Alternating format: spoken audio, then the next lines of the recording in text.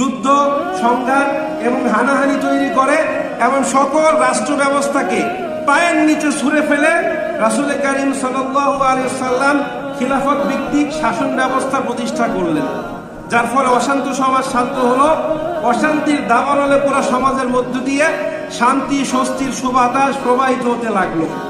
কিন্তু দেখেন আমরা কি করলাম, আমরা ওই খিলাফত ব্যবস্থাকে পায়ের নিচে ছুঁড়ে ফেলে আবার ওই পশ্চিমাদের তৈরি সমাজতান্ত্রিক মতবাদ, গণতান্ত্রিক মতবাদকে আমাদের দেশগুলোতে প্রতিষ্ঠা করলাম। ঠিক কিনা? বুঝেন না আপনারা? ফলাফল এই গণতন্ত্র দিয়ে বিগত 100 বছরে পৃথিবীর কোন রাষ্ট্রে শান্তি প্রতিষ্ঠা হয় নাই। এখন আপনি বলবেন, হুজুর আমেরিকায় তো গণতন্ত্র আছে, আমেরিকায় তো শান্তি আছে, রাশিয়ায় শান্তি আছে। দেখেন এরা হচ্ছে উন্নত রাষ্ট্র, উন্নত রাষ্ট্রে গণতন্ত্র থাক, সমাজতন্ত্র থাক আর রাষ্ট্রতন্ত্র থাক, সেখানে শান্তি আছে।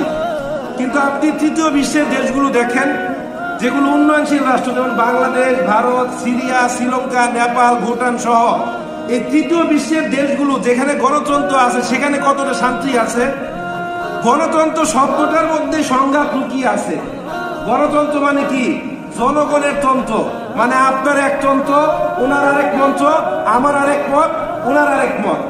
স্বাভাবিকভাবে তৃতীয় বিশ্বের দেশগুলো কিছুটা কি হয়? অস্থির হয়। এখানে আপনার এক মত, অমুকের আরেক মত, তমুকের আরেক মত। আমরা এমনি একজন আরেকজনকে সহ্য করতে পারি না, এখন মাথার মধ্যে লাগাও পারি। ঠিক কিনা?